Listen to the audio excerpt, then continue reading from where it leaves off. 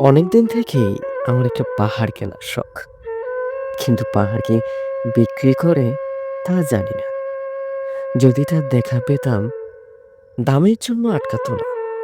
আমার নিজস্ব একটা নদী আছে, সেটা দিয়ে দিতাম পাহাড়টার বদলে। কে না জানে পাহাড়ের চেয়ে নদীর দামই বেশি। পাহাড় স্থানু, নদী বহমান। তবু আমি নদীর বদলে পাহাড়টাই কিনতাম, কারণ আমি ঠকতে চাই। নদীটাও অবশ্য কিনেছিলাম একটা দ্বীপের বদলে। ছেলেবেলায় আমার বেশ ছোট্টখাট্ট ছিমছাম একটা দ্বীপ ছিল, সেখানে অসংখ্য প্রজাপতি। শৈশবে দ্বীপটি ছিল আমার বড় প্রিয়। আমার যৌবনে দ্বীপটি আমার কাছে ভাবে ছোট লাগলো। প্রবহমান ছিপছিপে তন্নি নদীটি বেশ পছন্দ হলো আমার। বন্ধুরা বলল, ওইটুকু একটা দ্বীপের বিনিময়ে এত বড় নদী পেয়েছিস, খুব জিতেছিস তো মাইরি। তখন জয়ের আনন্দে আমি বিহ্বল হতাম। তখন সত্যিই আমি ভালোবাসতাম নদীটিকে। নদী আমার অনেক প্রশ্নের উত্তর দিত। যেমন, বলো তো, আজ সন্ধেবেলা বৃষ্টি হবে কি না?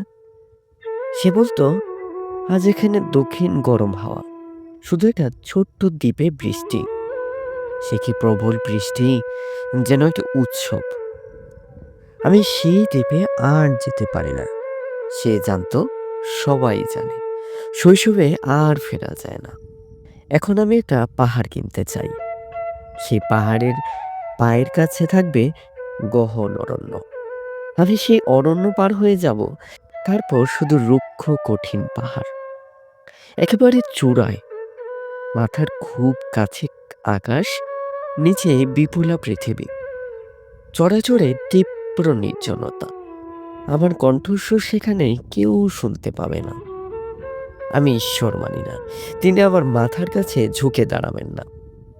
আমি শুধু ১০ দিককে উদ্দেশ্য করে বলবো, প্রত্যেক মানুষই অহংকারী। এখানে আমি একা। এখানে আমার কোনো অহংকার নেই।